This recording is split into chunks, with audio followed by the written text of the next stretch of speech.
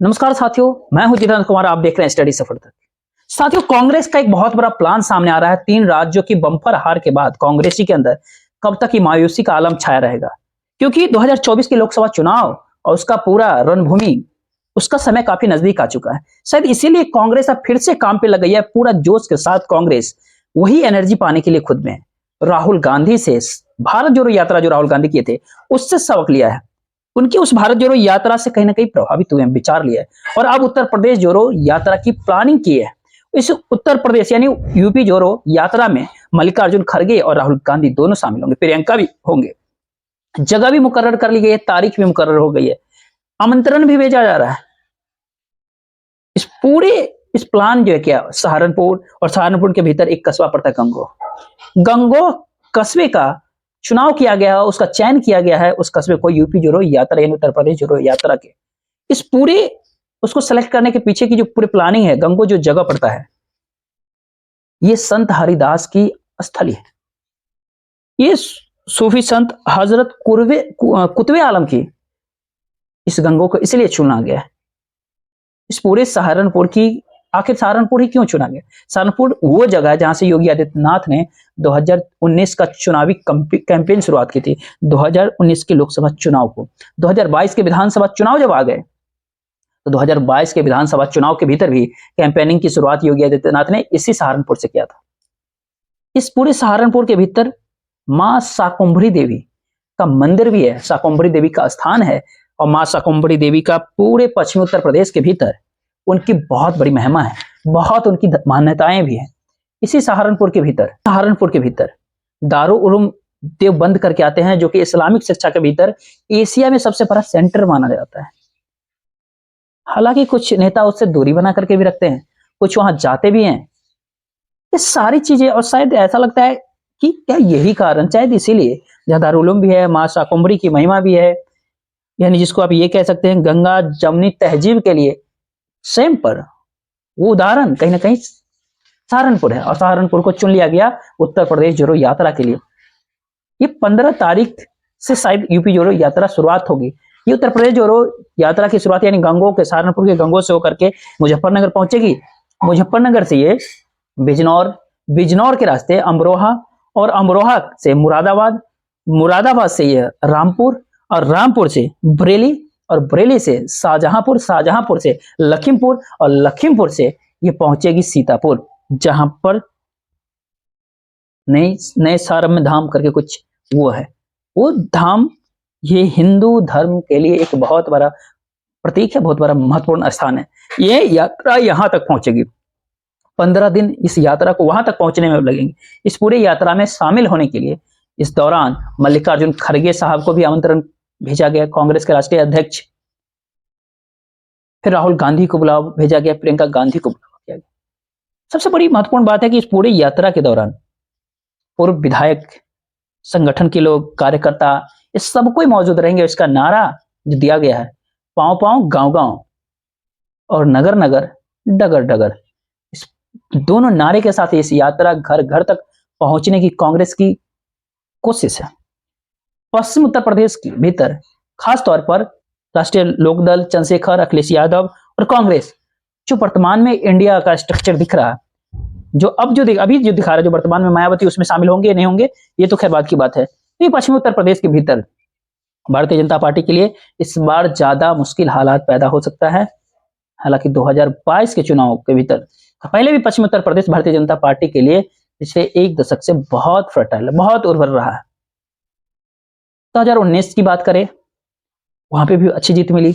2022 के भीतर अगर पश्चिमी उत्तर प्रदेश के भीतर अगर साथ नहीं देता भारतीय जनता पार्टी का, तो शायद लखनऊ के भीतर योगी आदित्यनाथ अभी मुख्यमंत्री की कुर्सी पे विराजमान न होते, क्योंकि पूर्वी उत्तर प्रदेश के भीतर बलिया से लेकर के बलिया, गाजीपुर, जौनपुर, आजमगढ़ होते हुए अंबेडकर नगर, बस्ती, सबका पूरा का पूरा जो क्षेत्र है, यहाँ पे बहुत डैमेज हुआ था। भारतीय जनता पार्टी की स्थिति अच्छी नहीं थी।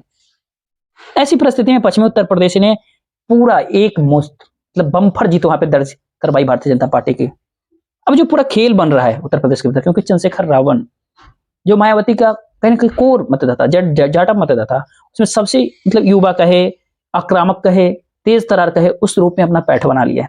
कई चुनाव के भीतर इसको दिखा भी चुके हैं अपनी पूरी और ये सबसे बहुत बड़ा उदाहरण उसके भीतर खतौली का जो उपचुनाव हुआ था, तो खतौली के भीतर जब वो उदाहरण था, वो अगर विपक्ष को अगर इसको समझ आए तो भारतीय जनता पार्टी के लिए उत्तर प्रदेश के भीतर और खासतौर पर पश्चिमी उत्तर प्रदेश के भीतर सबसे मुश्किल बन सकता है ये खतौली का खेल। उस खतौली के खेल जो था उसके भीतर अखिलेश और जयंत चौधरी के ज्वाइंट कैंडिडेट जो आरएलडी के सिंबल पर जो मदन भैया लोनी से विधायक होते थे उनको खतौली भेजा गया था।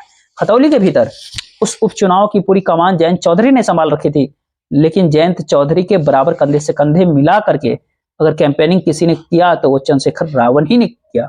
खतौली के भीतर उपचुनाव में चंद्रशेखर रावण की भूमिका बहुत अहम था। और खतौली के भीतर मुस्लिम दलित सब पूरे समीकरण करके मदन भैया की जीत हो गई उपचुनाव के भीतर। घोसी की जीत से पहले खतौली की जीत सबसे बहुत बड़ी थी।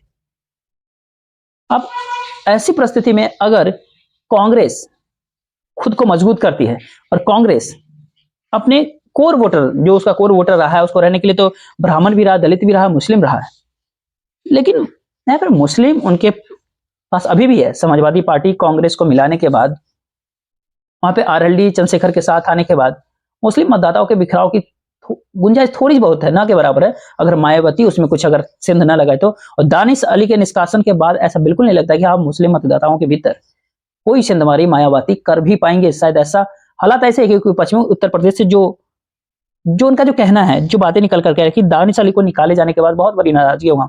खासतौर पर ऐसी परिस्थिति में जब विधूरी ने भाजपा के सांसद ने भरी संसद के भीतर जब काफी आपत्तिजनक शब्दों में अमर्यादित शब्द कहे, उसमें सीधा सीधा शब्द गालियां के दिया, उससे संबोधित किया दानिश अली को, और उसके बाद दानिश अली के साथ उनके कंधे पे हाथ रखने के बजाय उन्हें पार्टी से निकाले जाने की मुसलमानों के भीतर बहुत बड़ी नाराजगी, पश्चिम उत्तर प्रदेश के भीतर भी।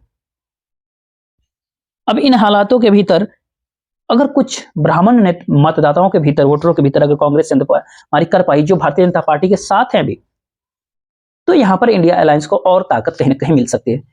यहाँ पे कुल मिलाकर के ये कहे कि पश्चिमी उत्तर प्रदेश भारतीय जनता पार्टी के लिए कहीं ना कहीं सबकी निगाहें पूर्वी उत्तर प्रदेश पे, क्योंकि 2022 के विधानसभा चुनाव के भीतर भारतीय जनता पार्टी को पूर्वी उत्तर प्रदेश के भीतर मतलब ऐसा कह सकते हैं बहुत बड़ी हार ही, यानी 7-8-9 जिलों में बहुत बड़ी हार मिली थी, बहुत कम सीट मिली थी। तमाम राजनीतिक जो दल हैं, जो विश्लेषक हैं, वो वहां पे देख सकते हैं, वहां पे नजर वहां पे इसलिए टिका हुआ है। लेकिन बात अगर करें पश्चिमी उत्तर प्रदेश की, अगर वहां पे कांग्रेस भारतीय जनता पार्टी के ब्राह्मण वोट के बैंक के भीतर अगर थोड़ा सा अपना चिन्ह लगा पाते हैं, जो पूरी जो समीकरण जो जाटवों के बीच, जाटव वोट के बीच, यानी जो आंशिक वहां पे पैट चंद्रशेखर रावण की है वहां पर, फिर जाट जयंत के साथ अगर हैं, पिछली बार जाटव जयंत चौधरी का साथ छोड़कर के भारतीय जनता पार्टी का साथ दिया था, मुजफ्फरनगर की हार इसका पूरा सबूत। लेकिन संजीव बालियान भी वहां पे जाट ही समुदाय से आते हैं, लेकिन जो जाट पारंपरिक रूप से चौधरी चरण सिंह के बाद चौधरी अजित सिंह चौधरी, चरण सिंह के बाद जयंत चौधरी, और उनके साथ लगातार बने रहे उस जाट बाहुल्य क्षेत्र के भीतर आरएलडी की हार इस बात का पूरा सबूत है कि जाट मतदाता भारतीय जनता पार्टी की तरफ झुके हुए थे।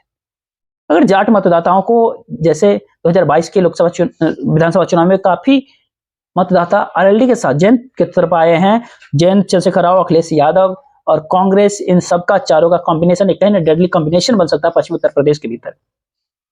और इस पूरी पदयात्रा के बाद पश्चिमी उत्तर प्रदेश की चर्चा इसलिए भी क्योंकि सहारनपुर से शुरुआत होकर के ये 15 दिन में यात्रा वहां तक पहुंचेगी, और उसके बाद इस यात्रा का पूरा जो एक कह सकते हैं पूरी उत्तर प्रदेश अवध, और इसके भीतर होगा जब यात्रा जब प्रयागराज से होते हुए भी बलिया तक, जब उसके आगे तक जब बढ़ेगी। लेकिन इसकी पहली फेज की जो प्लानिंग हो वो सहारनपुर से लेकर के वहां तक हो गया। अब खड़गे साहब, राहुल गांधी, प्रियंका गांधी, चीन विधानसभा चुनाव में इंडिया अलायंस भी यानी कि अधर में फंसा हुआ था, वो चुनाव भी अब खत्म हो चुका था। नतीजा भी ऐसा आ गया जो कांग्रेस को एक बार नए तरीके से फिर से सोच करके नए तरीके से प्लानिंग करने की कहीं ना कहीं जरूरत है, और नए जोश ऊर्जा के साथ फिर से मैदान में कूदने की जरूरत है। देखते रहिए। जय हिंद, जय भारत।